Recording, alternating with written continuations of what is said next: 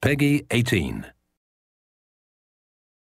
Hi everybody, this is Noah Hughes, Creative Director on Tomb Raider, and we're here at Crystal Dynamics. We're going to take a look at a segment of the game that's going to showcase some of our combat and high action sequences. So we can see Lara walking down these steps. She can overhear conversations from the enemies. You can see as she becomes aware of the enemy presence, she'll take cover behind anything that looks like cover. So that's something that's automatic, and we really promote the ability to freely move within cover and move throughout cover. So Lara's assessing the situation. She can overhear bits of story and understand more about what's going on the island. But most importantly, she can sort of use brains as she approaches this situation. She'll take out one guy. We can see that the enemies are reacting, so they're creating cover for themselves, reacting to her situation.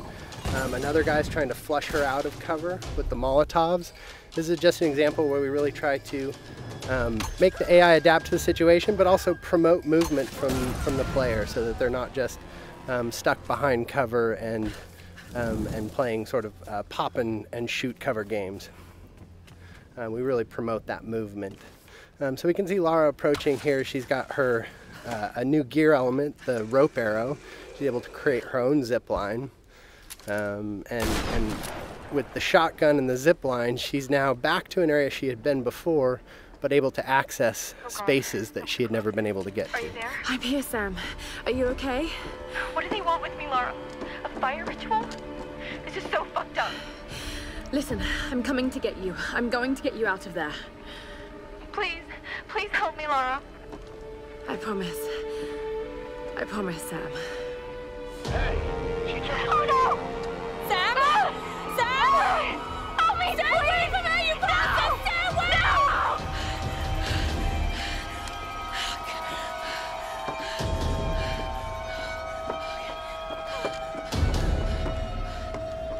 So we can see that Lara's friends, in particular Sam, is in trouble, and she has a very clear goal now, which is to make her way to the scavenger fortress where Sam is being held. So she knows that's down at the bottom of the mountain, and she's going to find a way down. I don't know. Another part of the plane? Keep working. I'll go check it out.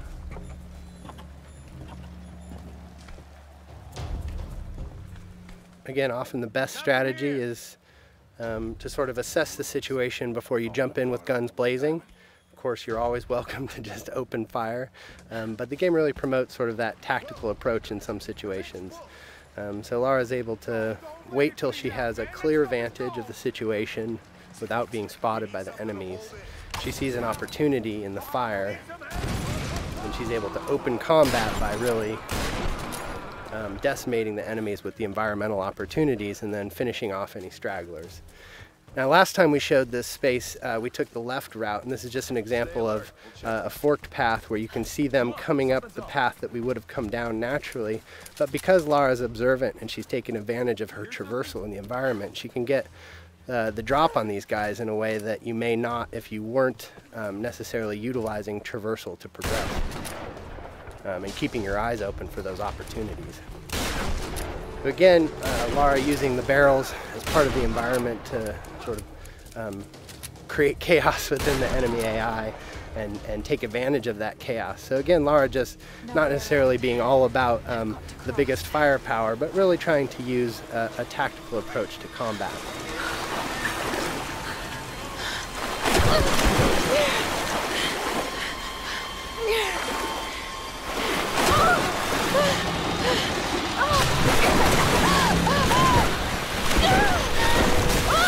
As is often the case, Lara's intended path down the mountain isn't necessarily where she ends up. So we could see an example of sort of a brutal death as Lara misnavigates the situation in the flood here. And we try to create these spikes of intense moments where maybe plan A doesn't pan out and Lara's forced to deal with plan B. And you can see her shooting out barriers with the shotgun. This is another example of us trying to use gear acquisitions as something that provides new skills in the environment beyond just combat.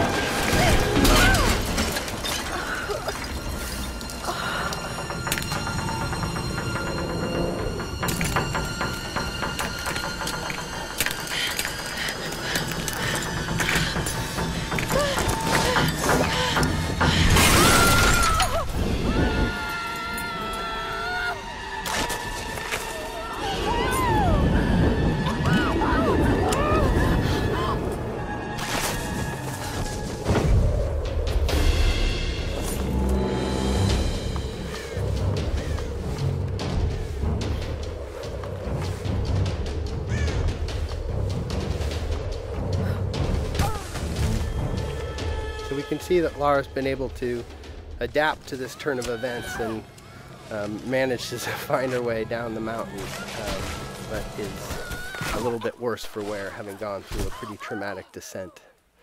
So we see Lara sort of shaken from the experience, and ultimately this is really just awakening injuries that have started since the beginning of the game. You can see her side is already bleeding from experiences she had when she first washed up on the island, and that's just been made worse by her traumatic descent. And so we're sort of introduced to this new space. This is the scavenger town, and up on the mountain you can see the ancient palace, which has been fortified by the scavengers, and really that's where Lara thinks Sam is being held. And so her goal, Sam and the others, so her goal is to really make her way into that palace. But you can see that she really is sort of feeling the effects of the fall, and as she stumbles her way into this new space, we realize that Lara is indeed worse for wear and has limited traversal capabilities. So you can't necessarily climb from roof to roof like you might if you were in the best of health. So Lara is really forced to sort of in a position of vulnerability to sneak her way towards the medical chopper that she saw, and hopefully find some supplies that are going to help her deal with her current situation. I don't know what you're talking about. Please. You are lying. I know you escaped with him. Please. I don't. I need to loosen your tongue. Tell me! So we can take a moment to overhear some of the story. That's always optional, but we try to infuse a lot of the environments with some of the backstory, and that's actually foreshadowing something that will come up a little bit later in the story. So we make our way through this grotesque tunnel, again trying to get to this medical chopper in hopes of dealing with our injuries, but really trying to take a cautious approach and stay away from these nasty scavengers. We're starting to sort of get into the heart of it. This is Lara's journey into the belly of the beast, so to speak, and we really see her sort of having to engage in direct conflict in ways that she hasn't up until this point in the game. So we can assess the situation. The guy on the top was a threat. We see an opportunity with a barrel to soften up the enemies here, but this is an example of a trap. Lara stepped in the wrong place and ended up strung upside down, and that's us just trying to keep the player on edge. We have the enemies, the scavengers, really having a presence on the island here, almost a guerrilla approach to combat, where they sort of take advantage of their home court. So we see combat progress from sort of that opportunity to initiate with tactical opportunities, taking out patrolling guards and exploding barrels, but then ultimately sort of being forced to confront them directly in order to get to her goals. And that's something that Lara is constantly dealing with, is this need to do whatever it takes to survive. And if these guys are presenting a threat to her, she's seen what they're capable of, and they're standing between her and sort of her ability to deal with her wounds. So we're making use of cover in combat. Again, this is the soft cover or fluid cover system that really allows Lara to easily slide in and out of cover without really necessarily sticking in place, and celebrating that ability for Lara as a character to make use of her athleticism and movement as she takes on the combatants on the island. So with our piece of gear, our rope arrow, we've been able to pull our way into the crash chopper here, which is where Lara hopes to find something to deal with her injuries.